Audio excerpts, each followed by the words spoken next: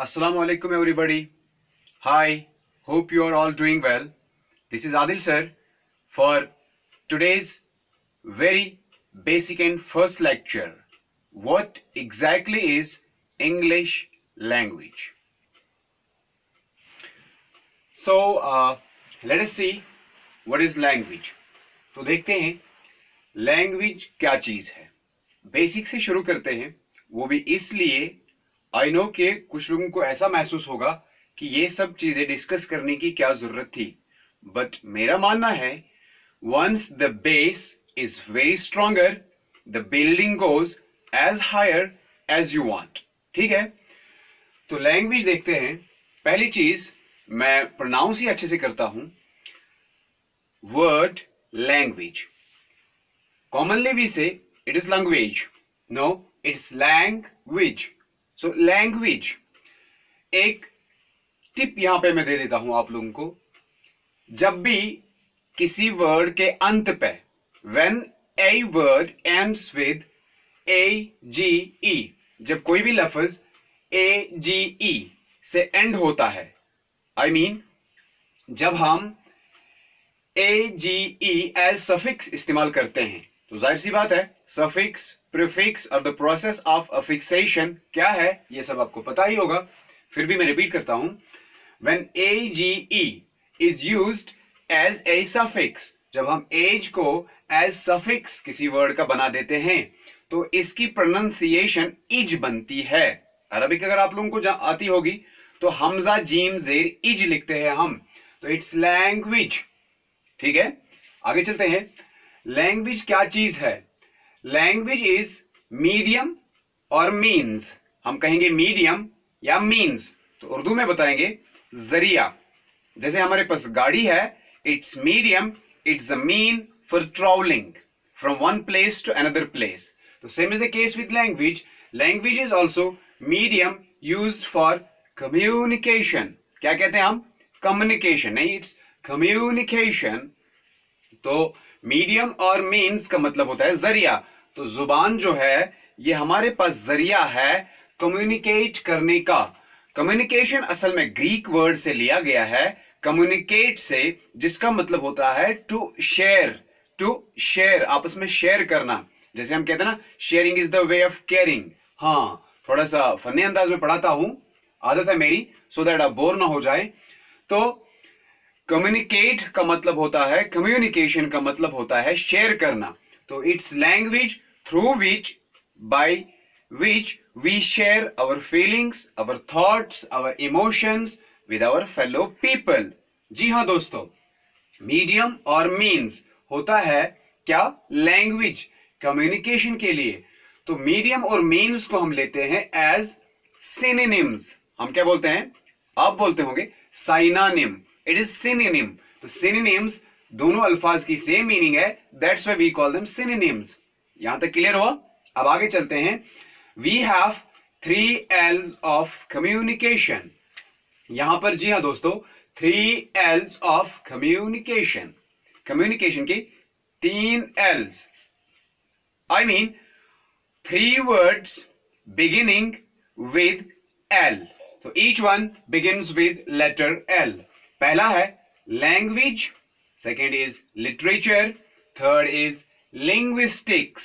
हाँ, नाम तो आपने सुना ही होगा, पर आसान शब्द में, आसान भाषा में समझाता हूं. Language is common talk of common message, common people, आम लोगों की आम बातचीत, या common talk, common conversation of common message, common people, आम लोगों की आम बातचीत. क्या मतलब होता है उसका? हमारे पास, हमारे घर में दादा हुआ है, नानी है, दादी है, नाना है. वो लोग कहीं स्कूल नहीं गए, कोई कॉलेज नहीं गए, कोई यूनिवर्सिटी नहीं गए, तो still they speak good Kashmiri. Rather आपसे और मुझसे अच्छी कश्मीरी उनको आती है. That's language. तो उनको पढ़ना लिखना नहीं आता है, लेकिन फिर भी कश्मीरी उनको आती है. तो कॉमन टॉक हो गई वो कॉमन मैसेज, आम लोगों की, स्कूल यूनिवर्सिटी वाले लोगों की नहीं. उसके बाद सेकंड चीज जो है, ये था लैंग्वेज. सेकंड चीज है लिटरेचर. लिटरेचर की हम बात करेंगे, it's reading and writing of literate people. जो पढ़े लिखे लोग होते हैं उनका पढ़ना और लिखना लिटरेचर कहलाता है। हाँ, बड़ी एग्जांपल दे देता हूं, बड़ी एग्जांपल, रादर आई से एपिटमी, परफेक्ट एग्जांपल। क्या है वो? शेक्सपियर, या विलियम शेक्सपियर, जो 23 अप्रैल को पैदा हुए। हाँ, उनकी तो अब बर्थडे है कल, आज 22 है, कल 23 है, तो 23 अप्रैल 1564 उन्होंने बहुत कुछ लिखा। He wrote many plays, 154 sonnets, some poems etcetera. तो उनका सारा लिखना जो है उसको हम लिटरेचर कहलाएंगे। तो हम लोग पढ़ सकते हैं, we are literate and our reading and writing is literature. जी हाँ दोस्तों, मैं खुद भी थोड़ा थोड़ा लिखता हूं। Being a poet, I am myself literate and what I write is literature. Now the third thing is linguistics, the most important thing here. Language, literature, now linguistics, science of language. किसी भी चीज का science जब हम लेते हैं तो वो साइंस उस चीज का नेचर बता देता है, या existence, how does it exist, produce कैसे होता है, बनता क्या है, फंक्शन क्या है, एटसेट्रा एटसेट्रा। तो लिंग्विस्टिक्स से हमें पता चलता है, इस डिपार्टमेंट से हमें पता चलता है मेरे दोस्तों, फ्रेंड्स, कि एक शब्द कैसे पढ़ा जाएगा, कैसे बनता है, सेंटेंस का स्ट्रक्चर क्या है, वगैरह वगैरह, एटसेट्रा एटसेट्रा। अब एक सवाल यहां पर है दोस्तों, how is a language built? एक लैंग्वेज को कैसे हम बनाते हैं? जी हाँ दोस्तों, anything we construct, we make, we build needs material, sudden things, कुछ चीजों की जरूरत होती है। तो same is the case, we need building material of language, and as it's very much known to we all, what's that? That's grammar. Yes, grammar is the building material of a language, any language.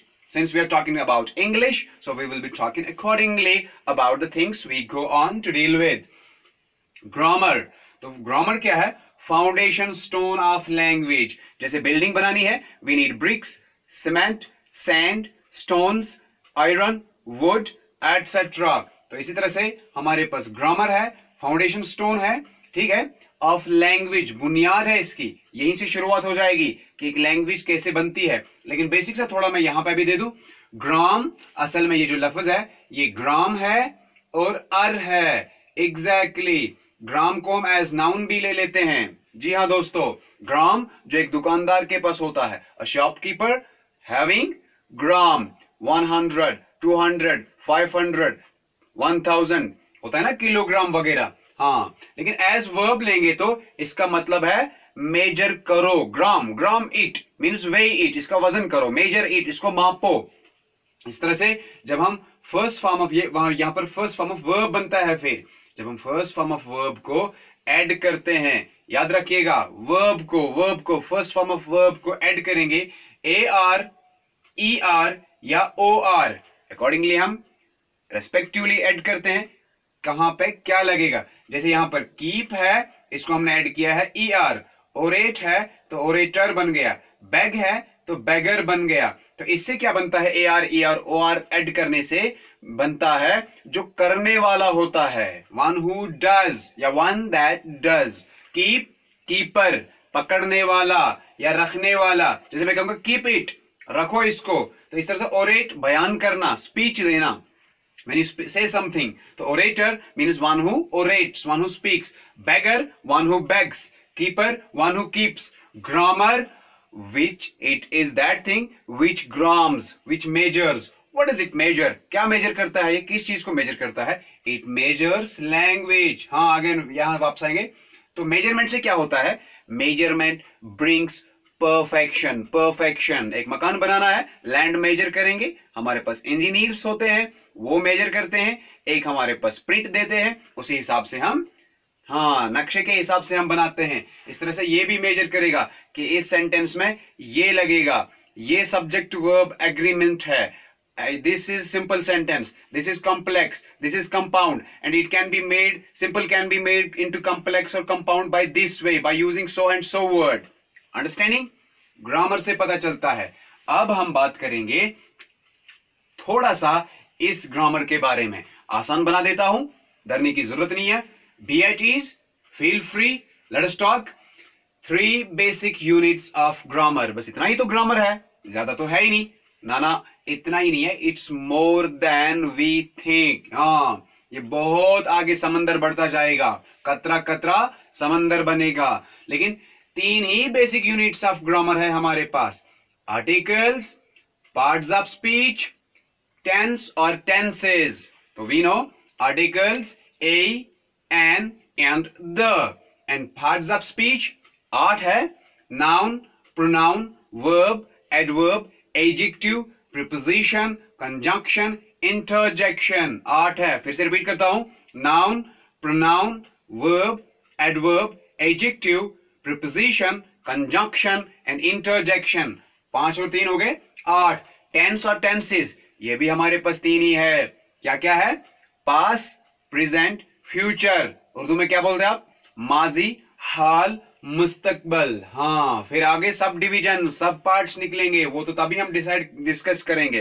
ठीक है दोस्तों, तो यहां तक रहा ये basic, very basic information about language and what is language, what is it used for, what is the thing which helps us build language. ठीक है दोस्तों, बुनियाद मजबूत हो तो बहुत कुछ आगे जा सकते हैं हम। बुनियाद मजबूत नहीं है तो आगे बिल्डिंग गिर सकती है। इसी तरह से मैंने लैंग्वेज की बेसिक चीजें बयान करी। ठीक है, अब थोड़ा सा एक डेली डोज मैं आपको यहां पे दे देता हूं। Word of the day discuss करेंगे, ठीक है, उसके बाद phrase of the day, proverb of the day. हाँ, तैयार रहिए, रोज का रूटीन रहेगा ये, डेली एक्टिविटी हमारी ये रहेगी। क्या? जो भी लेक्चर आएगा, जो भी वीडियो आएगा, उसमें हम word of the day they देंगे, phrase of the day they देंगे, proverb of the day they देंगे, तो डिस्कस भी करेंगे।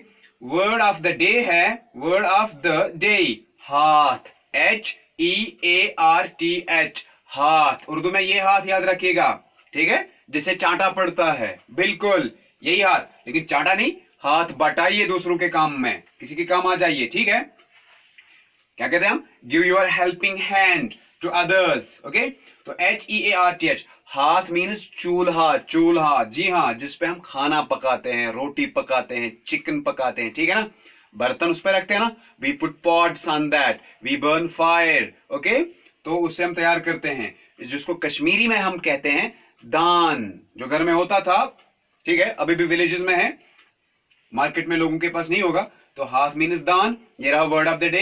अब phrase of the day. Language is, English language is very beautiful, but only once we have what? The things like phrases, idioms, proverbs and some special things. Yes, phrase of the day, देखिए कितनी खूबसूरत phrase है, on rocks। यहां पे बात करेंगे दोस्तों इसकी, on rocks। हाँ, गलत मीनिंग नहीं लीजिएगा, लिटरल मीनिंग तो चलेगी नहीं फ्रेज में, लिटरल मीनिंग तो चलेगी नहीं प्रोवर्ब में, लिटरल मीनिंग तो चलेगी नहीं ईडियम में। एग्जैक्टली। तो ऑन रॉक्स का मतलब पत्थरों पे नहीं है, वो भी नंगे पांव, डरिएगा मत, नहीं ऐसा कुछ भी नहीं।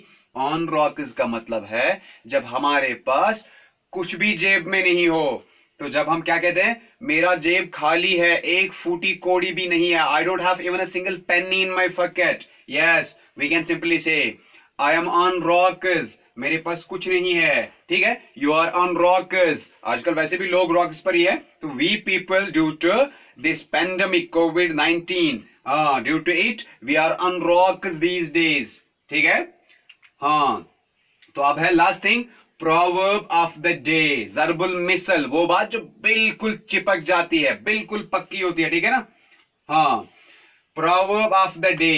क्या है proverb of the day? It is not always moonlight. It is not always moonlight.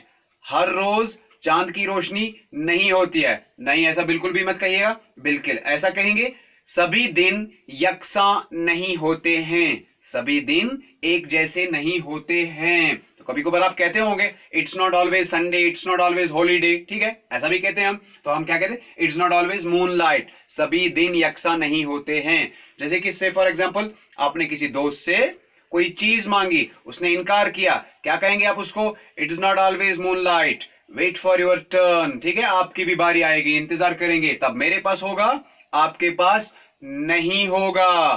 ठीक है दोस्तों,